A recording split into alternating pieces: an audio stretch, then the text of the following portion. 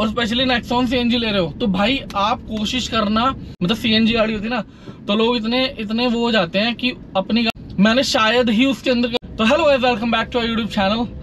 तो भाई आज की वीडियो में आज हम एक नए टॉपिक पर बात करने वाले हैं। अब देखो मेरे साथ क्या होता है ना कि मुझे जो भी भाई या जो भी मेरी वीडियो देखते हैं भाई लोग, जो भी कमेंट करते हैं ना, मैं उस चीज़ पे ना मुझे वीडियो बनाना बहुत अच्छा लगता है। इसलिए मैं आपको हमेशा बोलता हूँ कि कुछ भी सजेशन भी हो, मतलब ये नहीं कि कुछ पूछना ही हो, कुछ भी सजेशन हो, कुछ भी या कुछ भी पूछना हो तो आप कमेंट कर दो। और आज एक भाई का क्वेश्चन था, उसके बारे में ही मैं बात करने वाला हूँ। तो एक भाई ने क्वेश्चन पूछा था कि टर्बो इंजन का मेंटेनेंस नेचुरल एस्पिरेटेड इंजन से ज्यादा होता है क्या? तो वैसे तो ये जेन्युइन क्वेश्चन है और मैंने भी इस चीज पे इतना ज्यादा सोचा नहीं था, बट मैं सबसे पहले स्टार्ट करूंगा अपने एक्सपीरियंस से, ठीक है? उसके बाद धीरे धीरे इस टॉपिक पे आएंगे।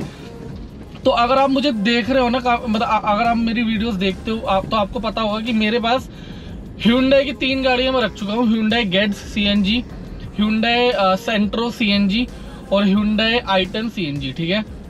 तो जब मैंने गेट्स ली थी ना, तो गेट्स का जो एक्सपीरियंस है मेरा बहुत ख़राब था, क्योंकि वो सीएनजी पे चली हुई थी काफ़ी ज़्यादा और उसका इंजन ना बहुत ज़्यादा स्मोक मारता था। तो वो जब मैंने खरीदी तो उस टाइम मुझे कुछ नहीं पता था गाड़ी के बारे में, तो मैंने गाड़ी देखी बहुत, मतलब इतने पैसे में बाइक भी महंगी आती है, उतने पैसे में मुझे गेट्स मिल गई थी। तो मैं खुश, मैंने कहा गाड़ी मिल रही है, मज़ा आ जाए, गाड़ी में घूमूंगा।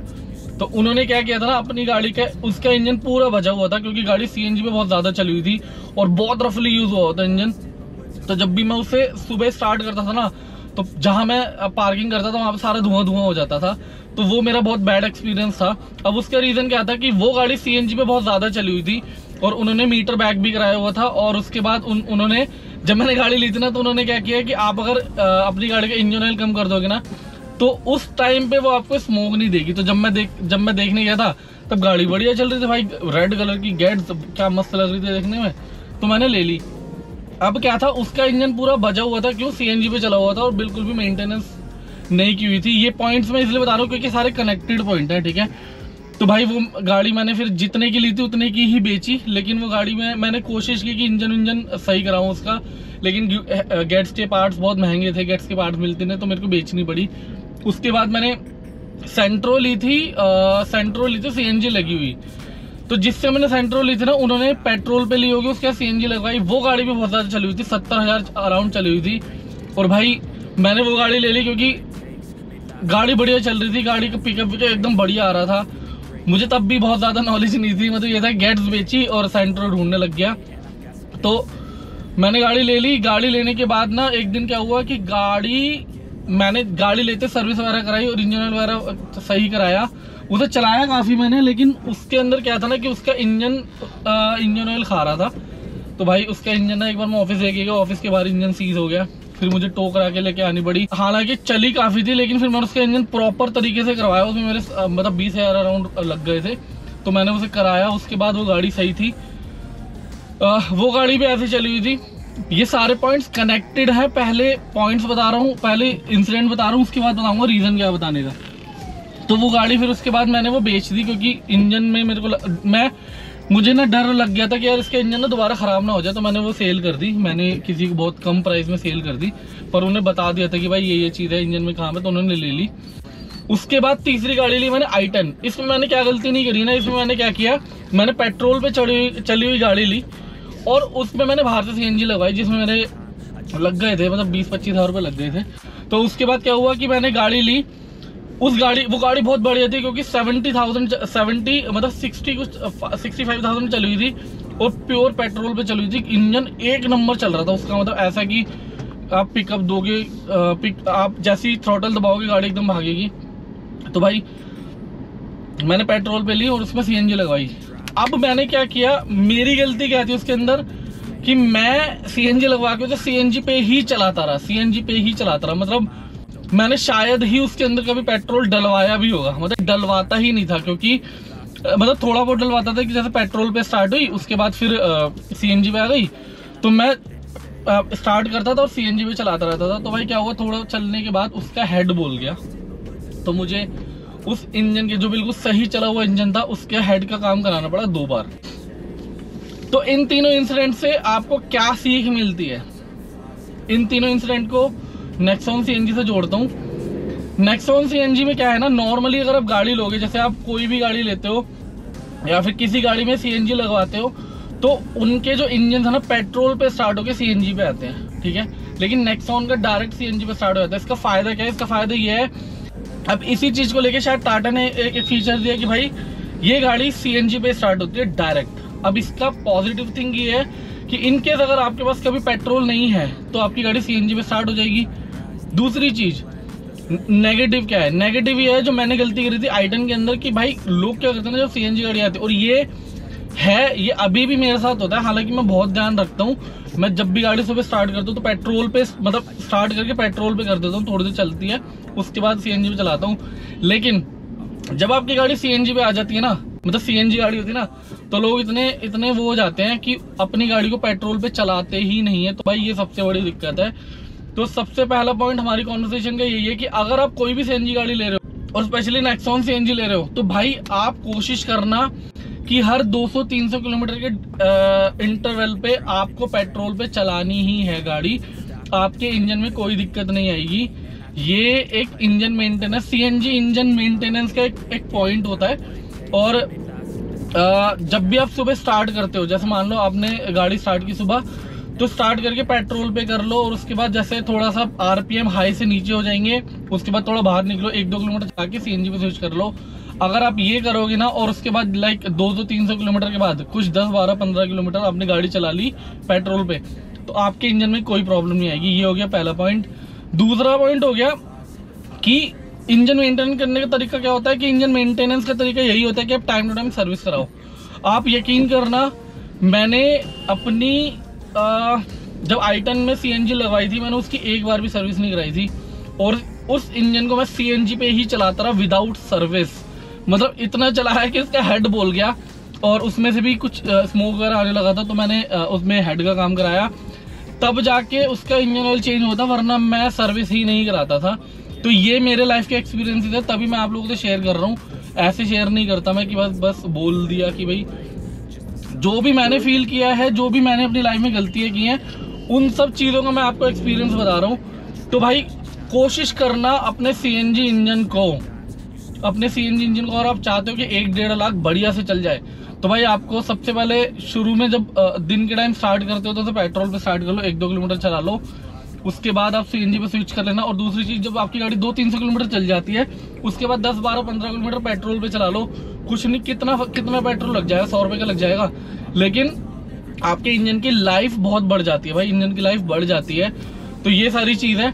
ये हो गया इंजन का मेंटेनेंस, कि आपको एक तो पेट्रोल पे कंटिन्यूसली चलाते रहना है, ऐसा नहीं कि सीएनजी पे खींचते रहो।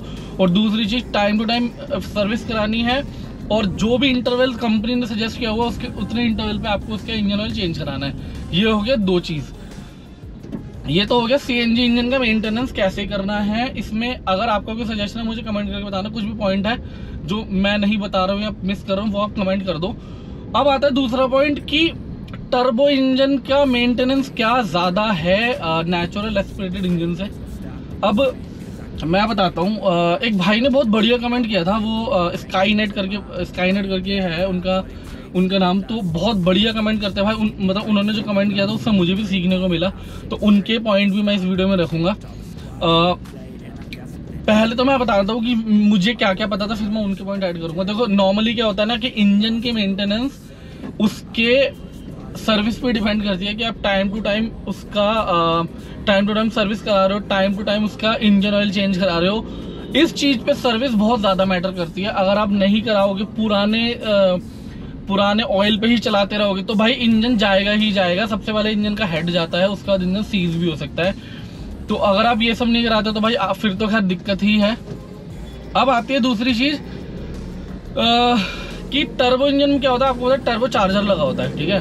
तो टर्बो चार्जर में क्या होता है, नेचुरल एस्पिरेटेड टर्बो चार्जर्स में क्या होता है कि नेचुरल एस्पिरेटेड सीधा नेचुरल एयर सक करता है और उसी से पावर जनरेट होती है। तभी आपको नेचुरल एस्पिरेटेड इंजन थोड़े लेथार्जिक लगेंगे। क्यों? जब वो उठते हैं ना तो आराम से उठते हैं, जैसे ही थोड़ा सा आरपीएम रीच कर लेते हैं 2-2.5 हज़ार, उसके बाद वो पावर जनरेट करते हैं और पावर बढ़िया आती है। लेकिन टर्बो इंजन का उसके अंदर टर्बो चार्जर लगा हुआ है, वो आपको इनिशियल पिकअप बहुत बढ़िया देते हैं। इनिशियल पिकअप का कि जैसे आपने थ्रॉटल दिया वो नेचुरल एयर नहीं लेगा, वो पावर खुद जनरेट करता है और पावर जनरेट करके but turbo charger power generate करेगा तभी आपको इंस्टेंट पिकअप मिलता है। नेक्सॉन का पिकअप इसीलिए पंच से बेटर है।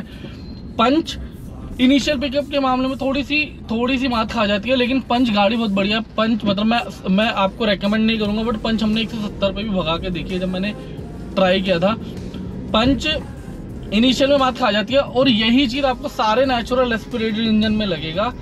नेचुरल एस्पिरेटेड इंजन की का जो इनिशियल होता है थोड़ा लथार्जिक होता है वो, लेकिन गाड़ी एक बार उड़ गई तो भागती है भाई, जो है ना, एक बार उड़ गई तो गाड़ी भागती है। तो ये हो गया नेचुरल एस्पिरेटेड और turbo charger.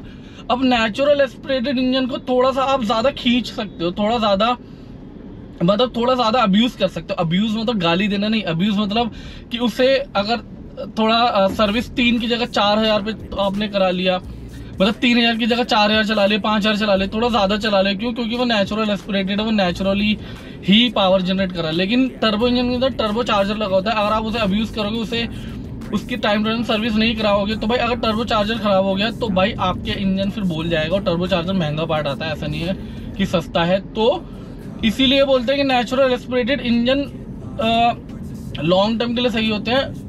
Turbo charger engine भी बढ़िया होता है, लेकिन टर्बो चार्जर का मेंटेनेंस सिर्फ इतना ही है कि आपको उसको सर्विस करानी है टाइम टू टाइम, थोड़ा ध्यान रखना है तो रखना ही है, उसको आप इग्नोर नहीं कर सकते। क्योंकि अगर टर्बो चार्जर में दिक्कत आ गई, और हाँ, अगर टर्बो चार्जर इंजन में से टर्बो चार्जर हटा दे तो वो नेचुरल एस्पिरेटेड ही बन जाएगा, है ना। ये वाला जो इंजन है, अगर इसको मैं टर्बो चार्जर हटा दूं तो ये वही इंजन बन जाएगा जो पंच में। तो फिर वही चीज हमको फील होगी जो पंच में फील होती थी कि हाँ भाई इनिशियल पिकअप नहीं आ रहा है। तो पॉइंट सिर्फ इतना है कि भाई आपको टाइम टू टाइम सर्विस करानी है। अगर आपकी पेट्रोल टर्बो है तो टाइम टू टाइम सर्विस कराओ, उसकी time to time engine oil change कराओ। शॉर्ट टर्म में थोड़ा ज्यादा पैसा लगेगा, लेकिन लॉन्ग टर्म में कम लगेगा। क्योंकि भाई जब इंजन खुल जाता है तो इंजन ना फिर मजा नहीं आता, क्योंकि इंजन में दिक्कत आने लग जाती है। क्योंकि जब मैंने सेंट्रो का इंजन कराया था और इवन i10 का कराया था ना, तो आपको वो मजा ही नहीं आता है कि जो कंपनी से बना हुआ इंजन आए और आप मैकेनिक से करवाओ, वो मजा नहीं आता। तो आपका इंजन खराब हो जाएगा, फिर आपको गाड़ी बेचनी पड़ जाएगी। तो ऐसा नहीं है कि natural aspirated engine turbo engine natural aspirated engine से ज्यादा कुछ मेंटेनेंस मांगते हैं। बस यही है कि आप टर्बो इंजन के केस में बहुत ज्यादा लीनियंट नहीं हो सकते। आपको मेंटेन करो, टाइम टू टाइम सर्विस कराओ, कुछ नहीं होता। नेक्सॉन भी लोगों ने 1-1 लाख चलाई हुई है और कभी कोई प्रॉब्लम नहीं है। बट जो लोग नहीं चलाते भाई, उनको 50-50 हज़ार में इंजन बोल जाते हैं। तो वही लोग होते हैं जो लोग जैसे मैंने i10 में किया था कि भाई बस खींचे जा रहे हैं और पेट्रोल पे चला नहीं रहे, CNG पे खींचे जा रहे हैं। तो उस केस में आपका इंजन खराब हो सकता है। अब ये थी मेरी नॉलेज। अब उन भाई ने क्या कमेंट किया था और क्या बताया था। तो इंजन 2 तरह के होते हैं, एक MFI और एक GDI, टर्बो MFI और GDI। तो जो MFI इंजन होते हैं ना, जो टाटा यूज करता है वो MFI इंजन हैं।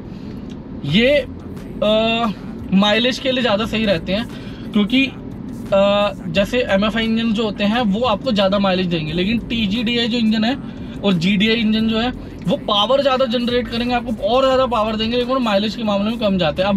अब टाटा कर्व के अंदर टाटा ने TGDI न्यू एक इंजन बनाया है जो कर्व के अंदर लगाया है। तो आई डाउट कि कर्व माइलेज आपको इतना अच्छा देगी। नेक्सॉन भी CNG पे 30-30 माइलेज दे रही है।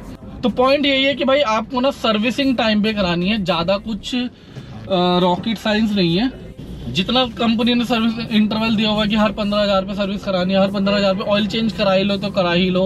और भाई एक पॉइंट और है कि जो नेचुरल एस्पिरेटेड इंजन होते हैं ना, वो आपको सिटी में ज़्यादा बेटर परफॉर्म करके देंगे। क्योंकि नेचुरल एस्पिरेटेड इंजन ओवरटेकिंग करने के टाइम पे ना आपको बहुत लथार्जिक लगेंगे। जो मैंने आपको अपनी पिछली वीडियो में बताया था कि पंच को बेचने का एक रीज़न शायद ये भी था कि वो ओवरटेकिंग में कभी कभी मात खा जाती थी। और मोस्टली हमारा जो मतलब ट्रैवल रहता है वो हाईवेज पे, माउंटेन्स पे रहता है। तो मुझे ओवरटेकिंग वाला इंजन चाहिए था। एक रीज़न ये भी था मेरे को नेक्सॉन पे स्विच करने का। जो टर्बो इंजन होता है वो हाईवे पे बहुत अच्छा परफॉर्म करते हैं। तो भाई ये डिफरेंस था नेचुरल एस्पिरेटेड और टर्बो इंजन का। तो आपको ज़्यादा कुछ मतलब ऐसा डिफरेंस फील नहीं आपको ज़्यादा कुछ नहीं करना है मेंटेनेंस के लिए टर्बो इंजन में। सेम वही चीज करना जो नेचुरल एस्पिरेटेड में करता हूँ। आपको टाइम टू टाइम सर्विस करानी है और आपको टाइम टू टाइम उसका ऑयल चेंज कराना है। और जैसे आप कंटिन्यूसली चेकअप कराते रहोगे तो भाई इंजन में कोई प्रॉब्लम नहीं आएगी। क्योंकि कभी कभी क्या होता है कि अगर कोई छोटी सी चीज़ भी हो गई ना, छोटी सी प्रॉब्लम है और उसको हमने टाइम से सही करा लिया तो वो चीज़ ना ज़्यादा लंबा नहीं फैलती। लेकिन क्या होता है जैसे मान लो कोई प्रॉब्लम आई, आप चलाते रहे वो प्रॉब्लम इतनी बड़ी हो जाएगी कि भाई आपका इंजन ही पूरा ले जाएगी, आपकी गाड़ी में बहुत दिक्कत आ जाएगी। बाकी देखो मैंने अपना पॉइंट बताया है, थोड़ा उन भाई ने जो बताया मैंने वो मिला के एक ये वीडियो बनाई है।